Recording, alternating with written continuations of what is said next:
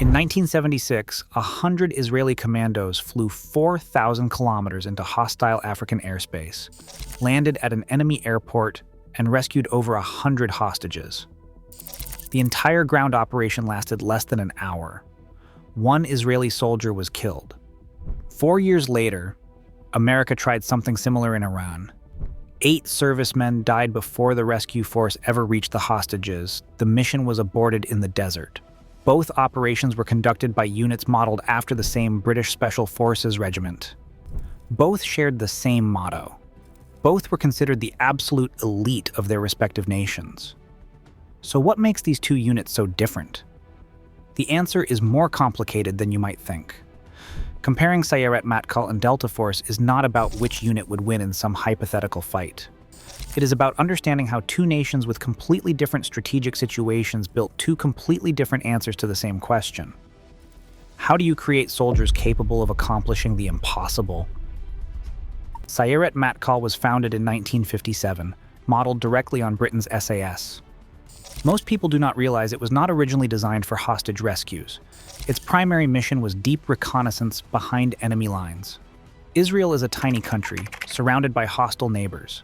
Surprise could mean national extinction, so the unit's job was to make sure Israel was never surprised. For 20 years, Sayeret Matkal operated in near total secrecy. Most Israelis did not even know it existed. Then came the 1972 Munich Olympics massacre. Palestinian terrorists killed 11 Israeli athletes after a botched rescue attempt by West German police. Sayeret Matkal had actually offered to conduct the rescue themselves. Germany refused. Thousands of miles away, an American colonel named Charlie Beckwith watched the massacre unfold on television. For years, he had been lobbying the Pentagon to create an American counterterrorism unit. Munich proved his point. America had no dedicated capability to rescue hostages. None. But it still took 5 more years and one spectacular Israeli operation before the Pentagon finally said yes.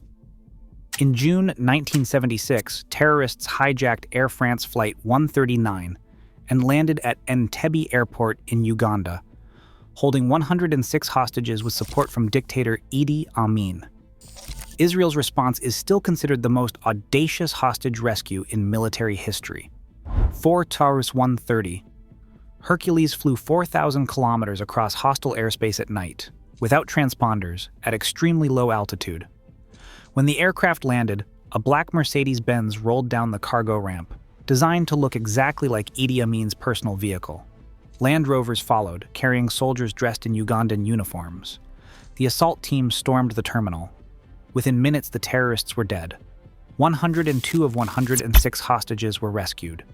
The only Israeli military fatality was Lieutenant Colonel Yonatan Netanyahu, killed leading his men away from the building. The world watched in disbelief. A small nation had projected military power 4,000 kilometers, rescued hostages from a defended airport in a hostile country, and returned home. Nothing like it had ever been done before. In Washington, Charlie Beckwith finally got his unit. Delta Force was officially activated on November 19, 1977.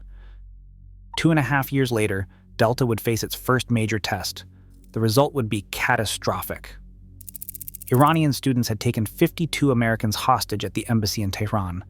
President Carter authorized a rescue attempt called Operation Eagle Claw. The plan was extraordinarily complex. 8 helicopters launched from an aircraft carrier. One turned back with rotor problems. Another got lost in a dust storm. A third developed hydraulic failure at the staging site. That left 5 operational helicopters. The mission required 6. Colonel Beckwith made the call to abort. Then disaster struck. During the withdrawal, a helicopter collided with a C-130 tanker. Both aircraft exploded. 8 American servicemen were killed instantly. But here's what makes Eagle Claw so important. The failure didn't destroy Delta Force. It transformed American Special Operations forever.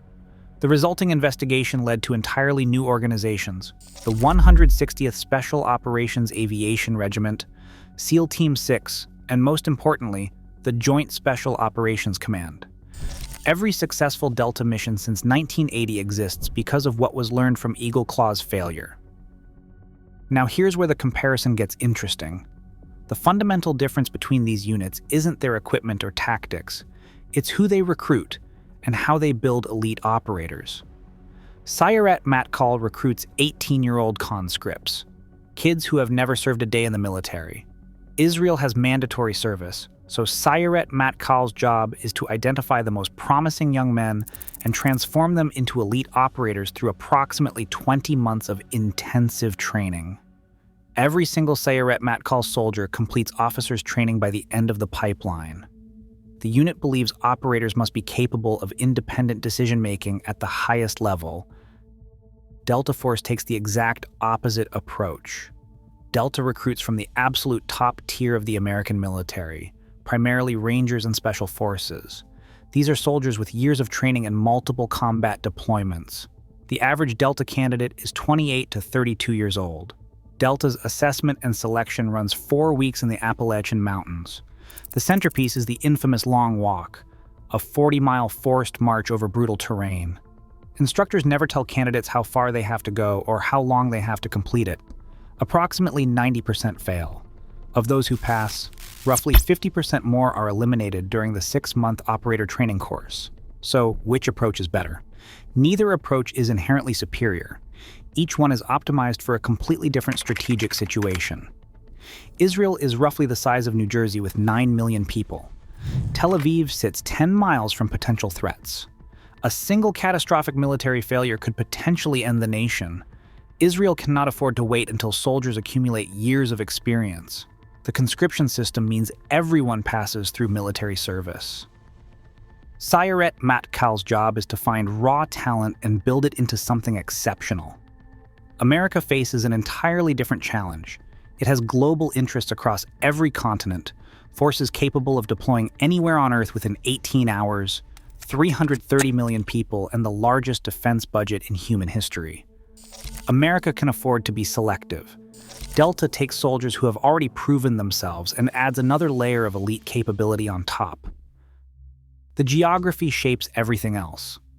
Sayeret Matkal's primary mission remains intelligence gathering. Israel's survival depends on never being surprised.